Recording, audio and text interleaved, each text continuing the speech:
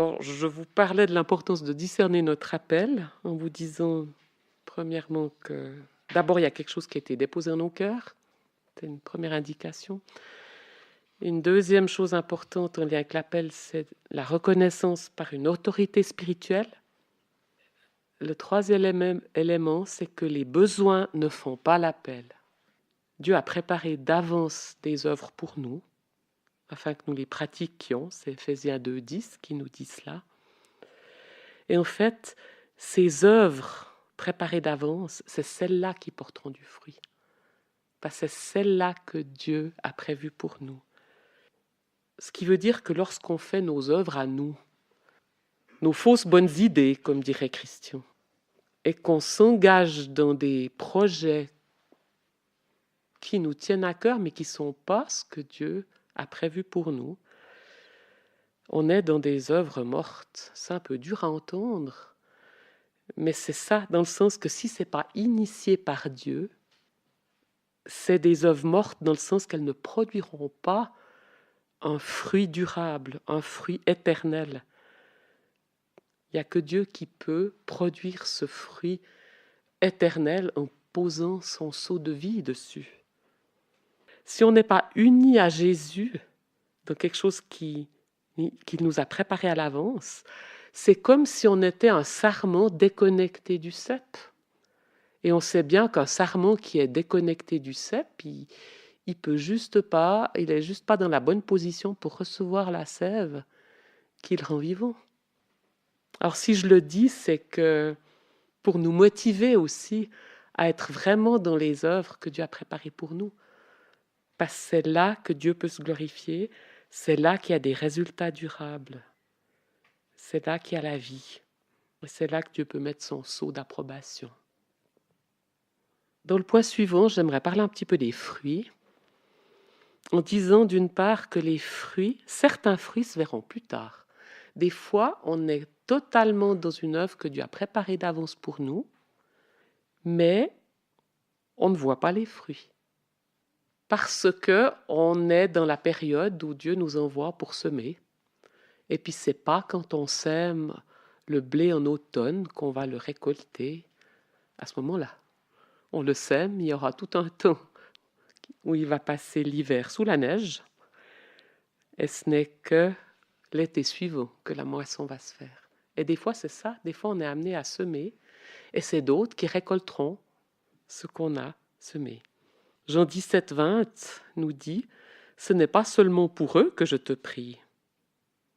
C'est aussi pour ceux qui croiront en moi grâce à leur témoignage. » Donc là, on voit bien que Jésus a prié déjà pour nous 2000 ans avant, en sachant que ses disciples allaient être fidèles, porter l'évangile, et que c'est sur la parole de ceux qui ont annoncé l'évangile que nous-mêmes, on a accueilli. Donc il y a des fruits qui se voient bien plus tard. Ça ne veut pas dire qu'on est à côté de la plaque. Et puis certains fruits, comme je le disais, seront récoltés par d'autres. C'est important de prendre conscience qu'on est qu'un maillon de la chaîne. Mais il y a des maillons avant nous, il y a des maillons après nous. On sème, d'autres récoltent. Et puis des fois, c'est l'inverse. Des fois, on récolte ce que nos prédécesseurs ont semé. C'est quelque chose qu'on voit beaucoup en relation d'aide, ça. Alors c'est vrai dans tous les ministères, mais là, je vous parle d'une chose qu'on vit sur le terrain nous-mêmes. Il nous fait être conscient que quelqu'un qui vient nous voir, il a déjà tout un parcours, il a pu être aidé par certaines personnes déjà.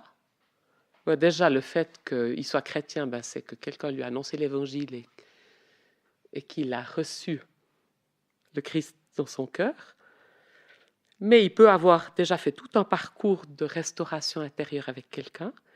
Il vient nous voir, on vit quelque chose avec lui, le temps de quelques semaines, et puis être conscient que c'est un bout de croissance qui vit avec nous, mais qui va continuer son parcours ensuite avec d'autres, et qu'on est juste un maillon de la chaîne.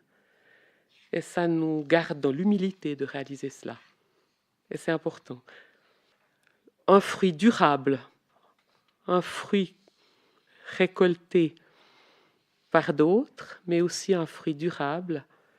Jean 15, 16, ce n'est pas vous qui m'avez choisi, c'est moi, afin que vous alliez, que vous portiez du fruit, que votre fruit demeure. Et le fruit durable, au final, qu'est-ce que c'est? C'est un fruit qui vise à une transformation de quelqu'un. Le fruit durable, c'est quand la personne, elle est suffisamment transformée à l'image de Jésus, suffisamment mûre dans la foi, suffisamment accrochée dans sa relation avec Dieu pour être capable ensuite de prendre sa place dans le corps de Christ et de devenir à son tour quelqu'un qui sert, quelqu'un qui aime et quelqu'un qui en aide d'autres. Pas forcément dans le domaine de la relation d'aide, mais là où elle a des dons. Elle vient servir à son tour. Alors, je vous donne encore quelques éléments par rapport à l'appel, et ça sera aussi ma conclusion. Par rapport à l'appel, il y a aussi souvent deux mouvements à l'intérieur de nous. Il y a un fardeau que Dieu dépose en nous, où il y a vraiment une aspiration qui est là, et en même temps, il y a le sentiment d'être dépassé. C'est les deux choses. Et j'ai envie de vous dire bienvenue. Si vous vous sentez dépassé dans l'appel que Dieu a pour vous, bienvenue. Vous n'êtes pas les seuls. Et c'est très bien. Le fardeau, c'est quelque chose d'important parce qu'avec le fardeau, il y a la compassion, il y a le désir d'investir, il y a le fait qu'on aimerait donner quelque chose que Dieu a déposé en nous à l'autre. Donc tout ça, c'est des signes de l'appel de Dieu sur nos vies. Mais le fait qu'on soit dépassé, c'est aussi un signe. Ça veut dire qu'on ne va pas s'appuyer sur nos forces, sur notre expérience ou sur notre savoir. Mais on va s'appuyer sur Dieu qui nous qualifie. Et puis, deuxièmement, chaque appel a un but clair. Par exemple, on citait Éphésiens 4 avec les différents ministères. Si on prend le ministère de pasteur et enseignant, qui est le même ministère, c'est le ministère de berger, eh bien le berger, qu'est-ce qu'il fait? Il prend soin de la brebis et il est capable de l'enseigner. Et dans ce sens-là, l'appel est clair, le mandat est clair, on sait que la sphère d'autorité, c'est ça. Et le pasteur, sa sphère d'autorité, c'est de pouvoir, avec les membres de son Église, avoir ces volets de prendre soin par l'enseignement, de prendre soin par l'accompagnement des personnes qui lui sont confiées. Et c'est là qu'il reçoit une autorité. Alors, la conclusion que j'aimerais apporter à cette partie, c'est de rappeler que la vraie autorité, elle aidera toujours notre prochain à grandir. Ça, c'est la marque d'une autorité exercée selon Dieu. C'est qu'on se met au service des autres avec les dons qu'on a reçus, l'appel qui est le nôtre. On se met à leur service, au service de Dieu d'abord, bien sûr, mais dans une attitude de service. On se met à disposition de notre prochain et notre but, ça sera toujours de l'aider à grandir, à devenir plus dépendant de Dieu. Notre but, ce sera de l'encourager, de l'aider à faire une démarche, de l'aider à développer sa relation avec Jésus, à prendre ses responsabilités. En un mot, à devenir toujours plus semblable à Jésus pour qu'il puisse lui aussi, à son tour, être en bénédiction à d'autres. Et quand on est dans cette attitude-là, alors il n'y a pas de rivalité, il n'y a pas de compétition.